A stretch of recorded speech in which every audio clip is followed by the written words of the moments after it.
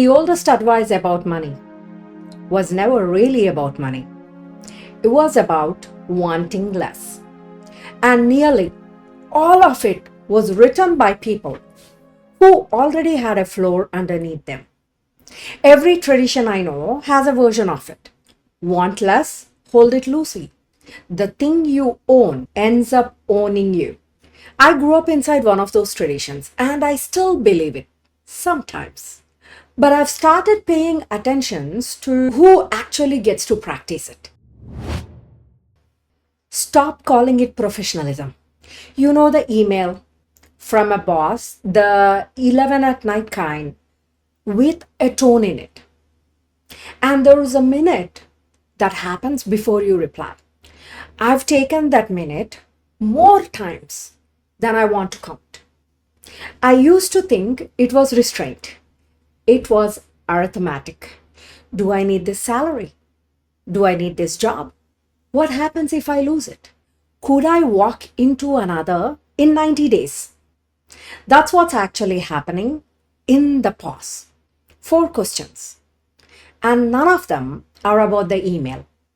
And when one of the answers is a soft no, you already know what happens next. The drafts get deleted, you take a walk or a break, come back, and then the polite version goes out. Happy to discuss further. I've sent that email more than once. And there's a conversation happening in a lot of families right now. And mine is one of them. Simple living, spend less, want less, money isn't everything. And I agree with most of it. But ask 2 of your friends whether money buys happiness, and you will get 2 confident answers pointing in opposite directions. And both of them believe it completely. Both of them are describing their own life. So I stopped asking whether money buys happiness. I believe that's a wrong question. Here's the one I think is useful. What does money actually buy? You might already be thinking the obvious thing here. Duh, I'd leave my job if I could afford to. So here's the number. Every October, the Federal Reserve asks American adults a very simple and plain question. If a $400 emergency landed tomorrow, could you cover it outright? Cash, savings, or a card you would pay off at the next statement? In the survey published this year, 63% said yes, which means more than a third of American adults would have to do something else. Borrow it, carry it, sell something. $400. Not a house, not a car, $400. And that 63% hasn't moved in 3 years. Now here is the part that reorganized this for me. The tradition I grew up in doesn't have one answer about money. It has 4 stages of a life. First, you learn. You're a student. And nothing's expected of you except that you pay attention. Then you build. You work. You earn. You raise a family. You want things. And here's the part that is not said out loud.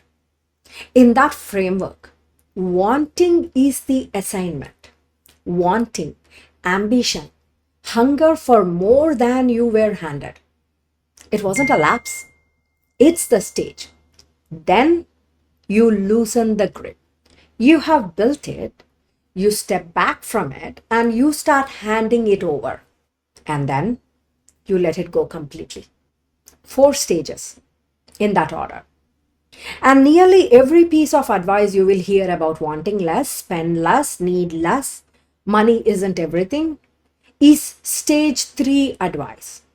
Being handed to people standing in stage 2, the ambitious, the wanting stage. It isn't bad advice. It's just early. And taken early, it doesn't produce peace. It produces dependence. which would be easy to spot, except for one thing. From inside, dependence and contentment feel identical. Both of them feel like not wanting more. The difference isn't how it feels, it's what happens when something goes wrong, whether a failure is a setback or an ending, whether a bad deal can be walked away from or has to be taken at their number, whether leaving is a decision or a luxury. Same calm on the surface, completely different thing underneath. And once you see the order, something else falls out of it. Every stage after the second one requires something to be let go of. That's what the advice skips. Loosening your grip is only loosening your grip if there was something in it. You can't hand over what you never had. And simple living done properly is expensive. It needs a floor underneath it. You will hear that called an emergency fund, something for the car, the boiler, the hospital bill, protection against bad luck. That's securing your soil, and it's real. In the households I grew up around, it went somewhere else first. The children's education, the fees, the tuition, the thing nobody handed us. I understand that order completely. I watched it made. But a college fund doesn't pay the rent the month the job ends. The floor is what pays for the word no. And that's a part almost not told to you. Simple living done properly is expensive. So, no, I don't think money buys happiness. I think it buys the thing happiness needs in order to survive contact with a real job, a real boss, and a real mortgage. So, no, I don't think money buys happiness. Here's what I think it buys. Every one of those later stages is a choice. Loosening your grip is a choice. Letting go is a choice. And a choice is a thing you can only make from a position where you hold another option. That's what the floor is for. Not so you can want more forever, so that wanting less becomes something you choose instead of something that was decided for you.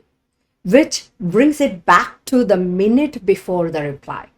Money buys you spine, not a personality, not meaning. The ability to say the true thing in the room without doing arithmetic first. People will tell you confidence is internal. Skills, intelligence, self-belief. Read the right books, do the reps, and it arrives. And maybe some of that is true. The confidence to build something. That really is a skill, and it really is learnable. I watched people teach it to themselves from nothing. But the confidence to refuse something is different. That one isn't a mindset, it's leverage. The confidence to build is a skill. The confidence to refuse is an asset with your name on it. And that is not something that is taught to us. Not at school, not at home, not in the first job. We were handed the skills conversation and never the assets one. And then wondered why the skills weren't enough in the room. And here's the part I want to be thoughtful about, because this is where people start comparing. There is no correct number. For one person, it's 100,000 and the whole thing changes. For someone else, it may be $1 to $5 million.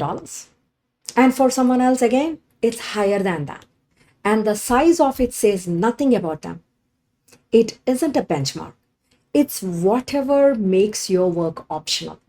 That figure belongs to your life, your costs, the people who depend on you, and to nobody else's.